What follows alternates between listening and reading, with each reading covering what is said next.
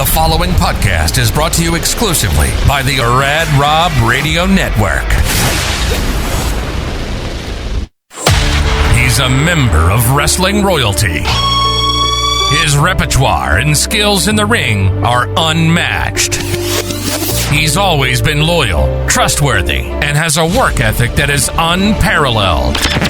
He's been bashed by his peers, by the media, and even by the fans. But he's living proof that our worst days do not define us, and neither can other people. Welcome to Rebuilding the Foundation with Teddy Hart.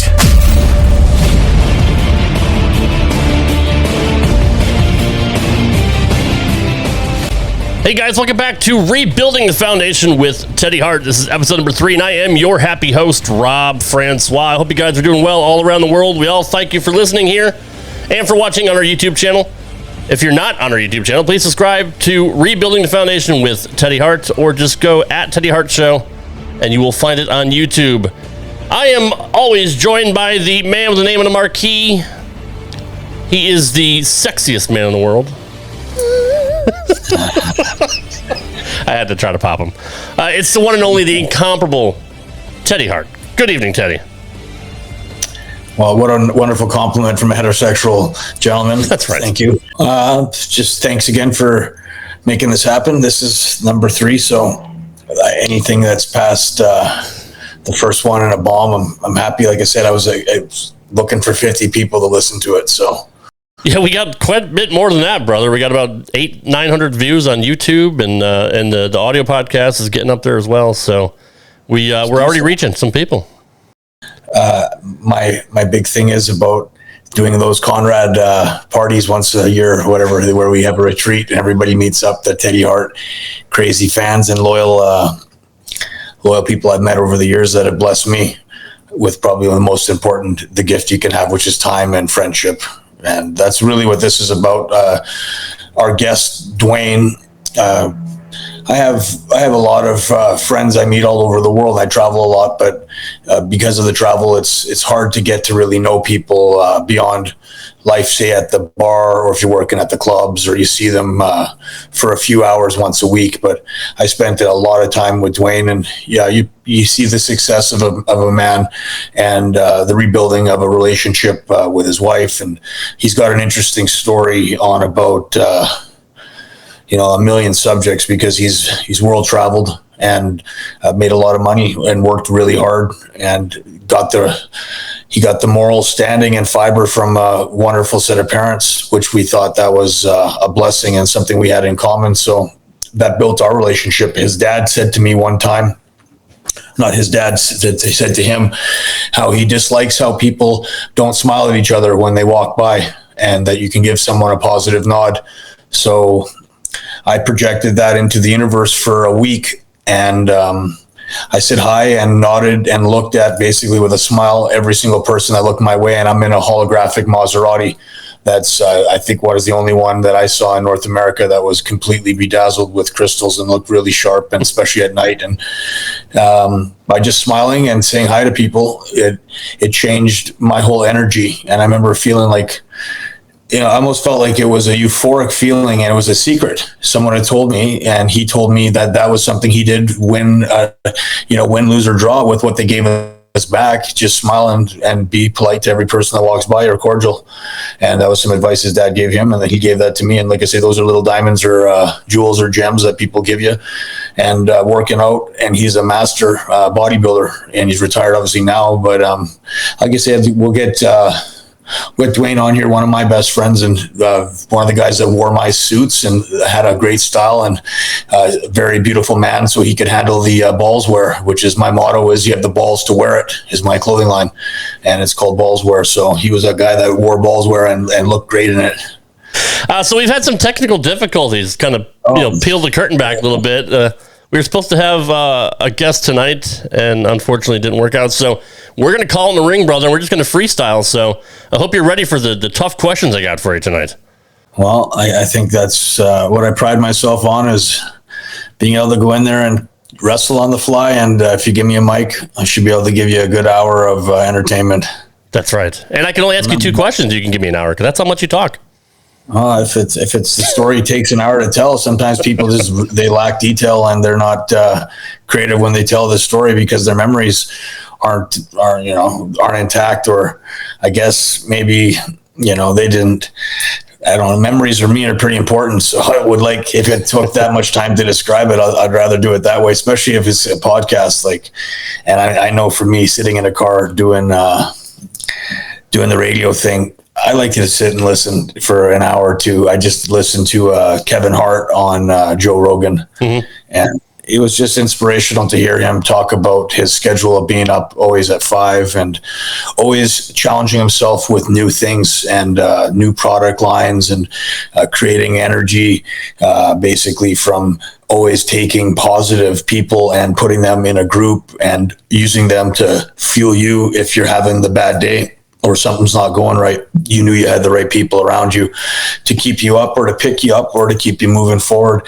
And it was inspirational again to hear how Joe Rogan too, the way he was getting the guys to feel comfortable talking about their lives. And, he's a great podcast guy. Look up to him. I thought he just had such a genuine feeling about when he was hearing the tricks or success stories of that, he's basically getting these guys to tell stuff that no one else gets them to talk about. And like I say, these seems to be secrets to success, building a good core of people and the family time, how important the family time is. And I respect the people more than you can imagine that understand that principle and giving back, and then also separating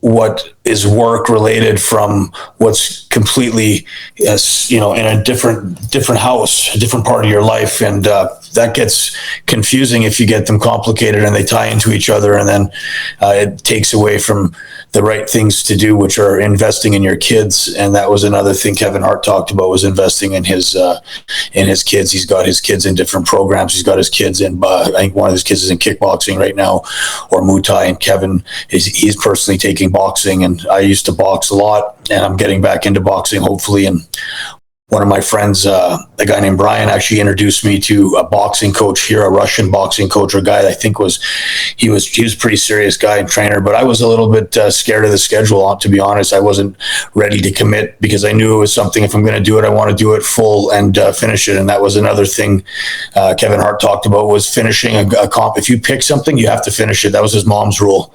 If you start it, you have to finish it, no matter what it was. And and I thought, again, that's, so it goes back to that original, what are the things you want to finish? And like writing a book, he said another quote, he's like, this is a book, you're writing a book about your life. Your life is your book.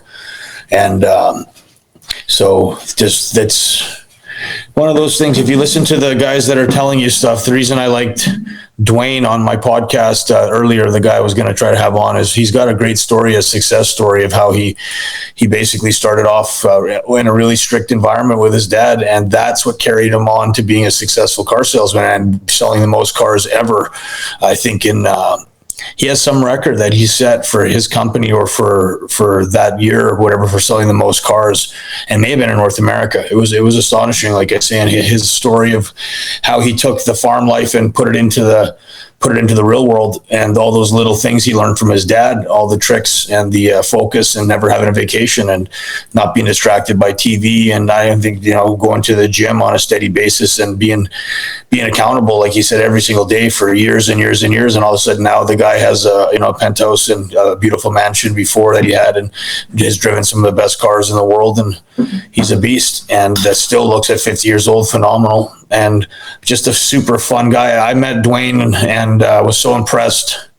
So I spent about 7 days with him about straight, and he just let me stay at his house and chill out. He had a few people in and out. Basically, he was just so kind. He'd always, just everywhere we went, he'd always have people come back to the house and feed them and take care of them and buy them drinks and let them drink like they were kings at his house, and going up on the penthouse floor. And you see the people, it really made them feel good that they were in a place that was safe and it was luxury, and they felt important. You could see the vibe from people that were just like, they would have never been in that type of apartment on their own, and they would have never been on that floor up at the pool and the barbecue, and feeling that type of synergy synergy amongst the brothers or amongst a group of really nice people, guys and girls all getting along, and just like a free spirited type of person. And he was telling me a story about when he was shaving he has a few homeless guys that live outside his house, and he was giving them haircuts, and how he could see the lice coming off of the poor guy's head because his head was infected with lice. How Dwayne, he didn't flinch at all. He said he sat there and cut the guy's hair for him, and then made sure he had some food and went up and got him a bunch of clothes. And I remember meeting the guy later, and the guy said to me, Dwayne helped save my life. And the guy he wasn't all there, you could see, but he definitely was aware of what was going on. And I told him, I said, Jesus works in mysterious ways. And I said, sometimes a guy like that, you would think he's got like 3 or 4 cars and a beautiful wife. And he looks like, I guess, kind of like an arrogant type of movie star type of guy to me.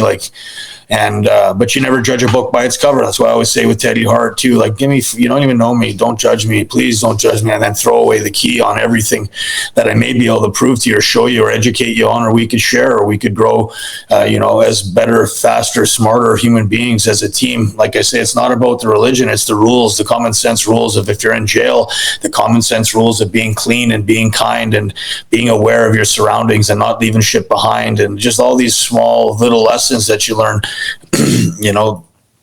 They build into something.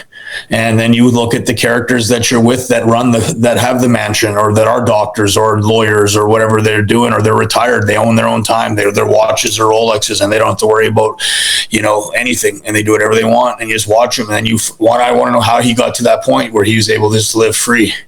And then most of it came from hard work. Every person that I met almost that ever had anything that was worth talking about, or you could enjoy and feel and and really that's the difference. Like I say, material things are beautiful. They're not a necessity, but definitely they feel good when you have them or when you share them.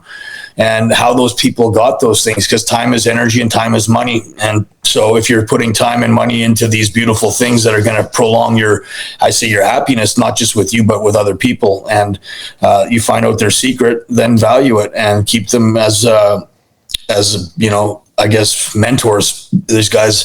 There's younger mentors than me, there's older mentors than me. It depends on the information that you're getting out of somebody. And as long as that information is positive and it feels like there's a give and take, and that it's, you're enthusiastic about learning or hearing his story because he's opening up to you. That's a big deal sometimes when people tell me their stories. And man, I love to hear people's stories. I'm fascinated. Like almost every person I've met, it seems like has some crazy shit happen to them. And I'm wondering if that's more of the way the world is. But a lot of people never even get a chance to tell you their story, or how they were successful, or what $100,000 a year job is. Or you said, to me, Rob, your wife's doing really well. She makes X amount of dollars. You make X amount of dollars. It's like, you'd be surprised how many people make more money than you think, but don't make enough money to really be millionaires. But they definitely have enough money to decide what they want to do. And They picked you. They don't need you for shit. You don't need me for a thing. That's not financially benefiting you, but you were curious. I talked about curiosity of getting to know people. That's one of the greatest goals to me, or gifts to me, that you can have, is how you decide why some people are going to be lifelong friends. And then I can look and see, because there's a foundation, rebuilding the foundation. I was doing this a few years ago, trying to rebuild the group of friends that I have, because a lot of them have moved on to bigger, better things. And I'm never going to see them again for another 20 years type of thing, because they're into this, they're on a mission right now.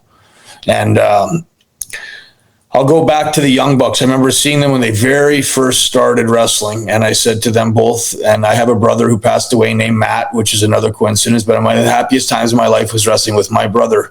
And I remember telling them how lucky they were to be together, and that they should always stay together, that no matter what, there's a much better plan, and there's a way more strength in their unity as a team, and to really work on the fact that their fundamentals and their timing is untouchable, because they're brothers. And that's what's going to separate them from all of the other people out there, is their timing and their sequencing and their spot sequencing, and how they just did the combos.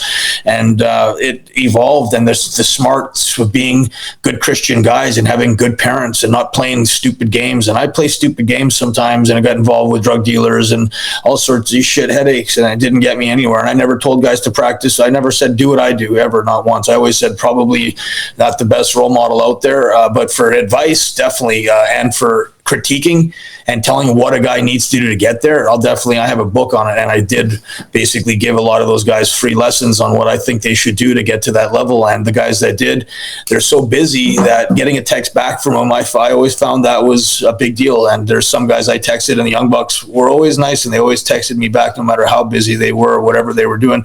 They always remembered that. And when I was in the locker rooms with them, they treated me like family, and they let me go and they gave me front row seats at AEW and let me walk around with my cats, and had a guy sitting there as an usher, security guard, getting me whatever I needed to get. So I didn't even have to go back and forth to the concession, which was a nice thing to me. And I got to see Tony Khan for about maybe 30 seconds, and he just said hi to me. He was very, very kind. He said, "I'm allergic to cats." He says, "But it's an honor to have you here at the show." And I said, "Oh, thanks for saving wrestling, because without you, so many guys wouldn't have work right now." So he saved wrestling to me. I thought that was, and the fact that Vince was still doing what he did, which is putting on the best entertainment, like the videos they have, the lighting grids, the videos, the screens, what the setups for WrestleMania, SummerSlam, Royal Rumble, that shit is off. It's on another level. It's untouchable. The storylines with the wrestling, if I don't watch a lot of it, like I say, I see the characters, and the guys always look like they're in great shape, and the matches are still nice and tight. It's just a different style than AEW. But for me, if I'm watching wrestling again now as a fan, it's on like 4 or 5 days a week. You can't ask for any more. And these guys, a lot of them are going through the learning curve right now. They're green, and they're learning how to get good on TV, which is better than not having them on TV at all. So, if people are hard on certain things, like my point just going back was, there's some guys that I watched at the very beginning that I could see the tools and the building blocks that they were going to be good people to have or bet on. And friendship is a bet of time and energy. And if you bet on somebody, you want them to make it, not just for my own personal selfish reasons of having a good friend, but I want to see what they're going to do with their life. And I love watching other people's success. And I lived through that. For me, again, I stopped wrestling with a dream at like 18, 19. It ended for me, really. I really tell people, I'm like, listen, after that, I was motivated for a certain amount of time. After that, I took it as a hobby, and I liked the fact that I could go in there and I could test the limits of gravity. I could test the limits of the boys that wanted to challenge, that they were the number one high flyer and the most innovative wrestler in the world. That's a title I could put a stamp on, not world champion in a company. Never is going to happen for me. I knew that. It's not about the wrestling quality of the guy. It's so many variables and factors, and then all of it coming down to really two things: if you're friends with the promoter, and if they like you, or if they think they can trust you, or how they got that information that they judged you on. And if it doesn't come from a good source, like a clean well of water, if the water's got shit and piss in it, no matter what you do, that's never going to have it. And so the people that dug my well, they put shit and piss in it on purpose. And I never got to give people clean water. I was already judged and taken in a situation where I'm like, well, I'm doing the numbers right now. And if Brett's not in there, and Brett was, and the owner of the company is Brett's worst enemy, basically, then I think that's really, I don't see them writing me into any great storylines or doing anything good. So for me, after that, it was like, well, who can I have matches with that are going to be on TV later? And I can watch those guys that are big stars, and I can go back and watch my match with them. And so those are ways for motivation. To, like, you're sitting there, I'm still driving a Bentley, I'm still driving a Lamborghini, my dad's still a millionaire. I'm lucky, absolutely blessed to have a beautiful family. My mom and dad are saints. My dad's a genius. My mom, hardest working guy I've ever met. My mom's an absolute, I've never seen my mom swear in my life. I've never seen her say something bad about somebody, except for a poacher that hit a seal on the head. That's the only time I see my mom, a few times where she was emotionally upset because she was watching something on TV, and she wanted to show me how disgusted she was with this poacher who snuck behind a baby seal and killed it. And she was watching this on this show about the cruelty to animals and endangered species, and it was fascinating to see what made her tick and why the way she was and what it did for other people, and her legacy and her reputation amongst so many people it was an endearing trait that people, it's just one of those things. If you can live your life like my mom or my dad, and they're just salt of the earth type of people. So I think they're the ones that kept me from crossing over onto. I've crossed a few lines, definitely, and I'm far from an angel, but I'm also morally, I live by a code, which is a code that got me through jail with all my teeth in my mouth and allowed me to not have to choose a side of white, black, or Mexican in a jail, in a system where it was very fortunate for me. I got to pray under the banner of Jesus Christ. I had commissary, and I was able to go in and learn that this is a really dangerous, shitty place, and I don't want to ever be there again. And take the things that I really can put a stamp on and value those things. And I started having to look back and wondering what those things were, because you got a lot of time with retrospective types of thinking when you're sitting in a jail cell, solitary confinement. And I wasn't doing a 9-to-5 job. So, I mean, I'm remembering all the things I did with all the matches I had and all the guys I've been in the ring with. And I'm like, well, this is something that's an actual blessing, is to tell the story of all these wonderful kids that I grew up, or that grew up watching me. I was one of the guys they watched. And I feel sad that they're not able to say more about their time with me, because most of them have a pretty good, funny Teddy Hart story, like Trent Beretta and Chuck Taylor. They did an interview with me on the Best Friends. And that was one of my funnest interviews. And I did another interview with Colt Cabana, and he was awesome. And he asked me a lot of interesting questions about when I grew up and things that had happened. And, so it gets me upset when people, they don't understand the listening back to people. And that's what gives you the story of who they are. So I listen very carefully when people tell me who they are. And that's how I judge this new group of people specifically. I'm a lot, I guess, more skeptical now, and less inclined not to listen, but to hear and listen, and then apply a time of, I guess, it's an approval time. If I'm getting weird vibes off of it and I'm not feeling comfortable, then I think there's a certain time and place that if you haven't gelled with somebody, then those aren't people that you want to be around, waste time with. And I've been able to learn that lesson the hard way, because I hung out with so many different people that I should know every flavor of ice cream now out there, because there's so many different flavors of people. And there's, once you've hung out with enough different flavors of people, you know the flavor you like, or what qualities you like in something, you know what I mean? So, and then from there, you try to pick those guys and build a team now, because I'm rebuilding, guys, my life that fell apart due to a few things, like I say, that were absolute hypocrisies and defamation of character and slander and ridiculousness. And other things were ridiculousness by me of just not being sharp, smoking way too much weed at the time, and not being focused on how much money I could have made with social media, and taking opportunities and just sleeping and partying with too many girls. And I look back and I'm like, I lived an unbelievable life. I've eaten some of the best restaurants in the world, and I've hung out with a lot of beautiful women, and I've been able to be blessed by a lot of women that give me great advice. And some also are pissed off that they don't get to hang out with me as much, and then instead of being cool, they turn into spoiled babies. And I always found it sad that I would like to go back and talk to some of my ex-girlfriends that were upset and sour grapes, because they knew the potential, and they were there close enough to taste it. And they've been around the 20,000 people fans, and they've been in the back of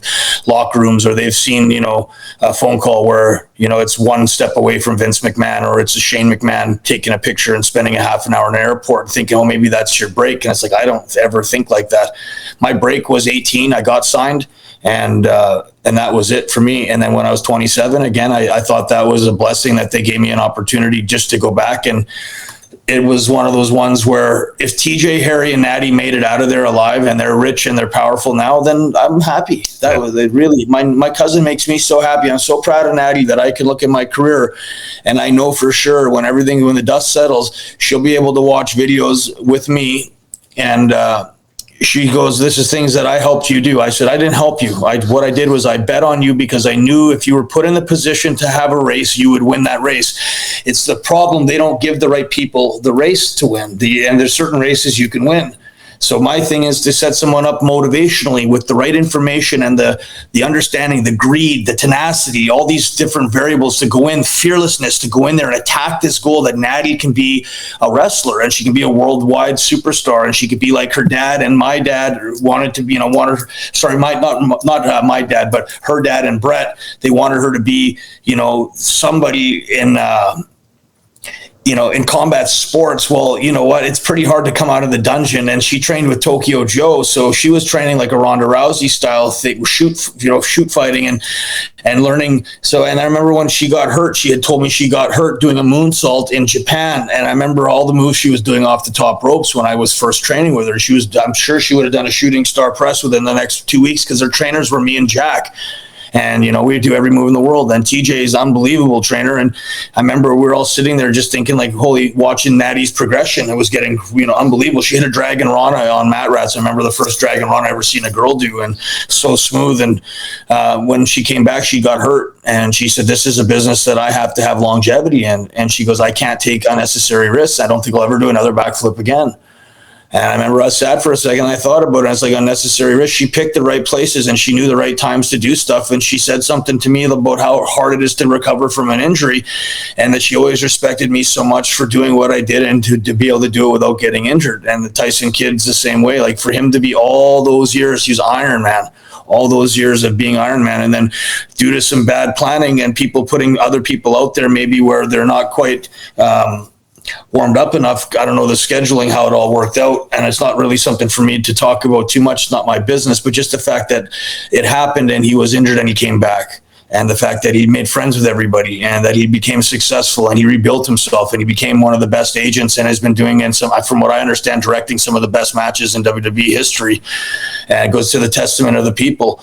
The Young Bucks were like TJ. They were real simple, smart. They weren't playing games. They knew what they wanted, and that's all they did. And they loved wrestling. They had enough enjoyment that was a goal for them, was a dream for them, was a game for them, which was fun for them. And that's, to me, that's if you can make those things happen in your life, and that's your job, and it's a game, and it's fun, and you're making money, and it's something you can do with your family, and they're watching, and your dad's with you sometimes, or your parents. The Young Bucks travel. Their parents go a lot of places, and we're definitely a huge part of their beginning upbringing with the wrestling. Like I say, that's the foundation of what you built it on. So I can have everything fall apart and I still don't lose everything I have because I have a strong foundation around me. And I go back to my foundation of people, and I'm like, listen, you need to pick me up and get me up to another level where I'm motivated to talk and tell stories about only really positive things. What makes you a winner? Well, these are all people that I've met in my life over the years that are all winners in some capacity. And if they were down, here's some things that they did when they were down. They had awareness. They had understanding that if you're an alcoholic, go to AA.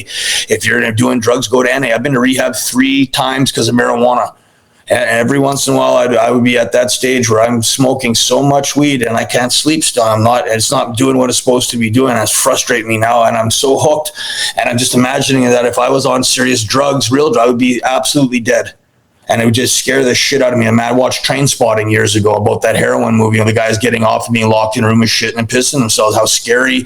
I remember seeing that. I'm like, holy shit, I didn't realize, like, when you're on other types of drug, what the come off is. And then I'd go to rehab and I'd see all these people, and like I'm coming off weed, so there's no physical addiction. I'm fiending and sweating a bit, but nothing really. And I would smoke a cigar, cheat still, I'd still smoke something just because you can smoke in rehab. But man, you learn the lessons and you go to AA and you hear all these guys tell you their stories of how it absolutely ruined their lives. And it scared the shit out of me enough that I'm like, well, I already learned these lessons at a young age, thank God, but they'll be the ones that I really remember if I get curious around 40, like stupid. Like I see a lot of my friends, I'm like, you went all these years without trying hard drugs, and all of a sudden you're doing hard drugs because you're 40 and bored and midlife crisis kicks in. All those years you worked so hard to build that foundation, which is your book and your story, that's going to carry you on for the next 20 years, 30 years of a wonderful life.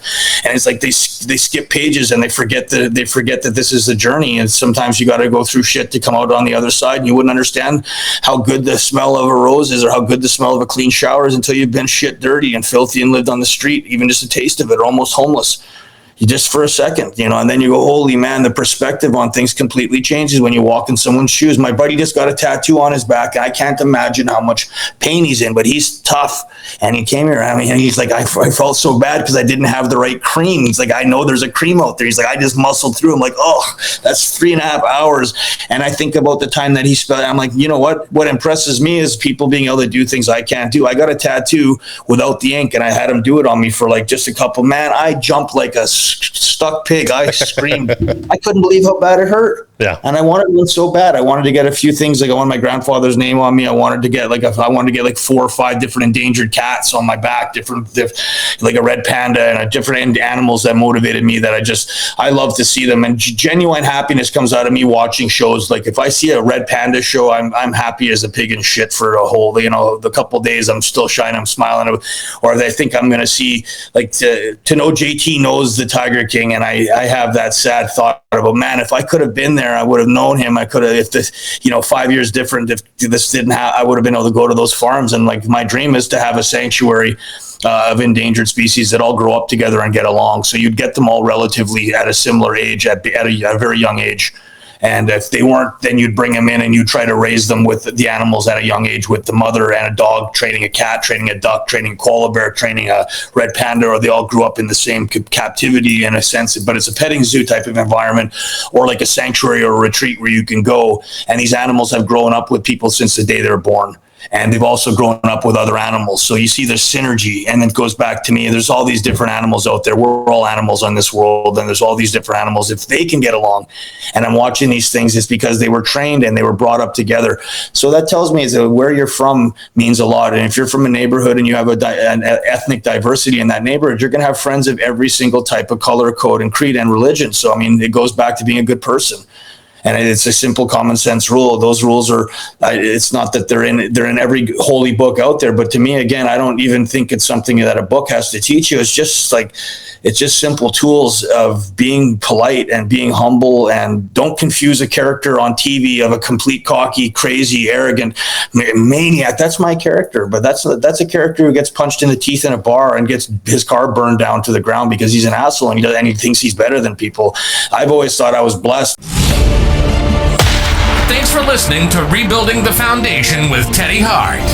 To keep up with the latest happenings with Teddy, follow him on Instagram at official Teddy Hart. You can also email us at rebuildingthefoundationpodcast@gmail.com. Join us next time for Rebuilding the Foundation with Teddy Hart, right here on the Rad Rob Radio Network.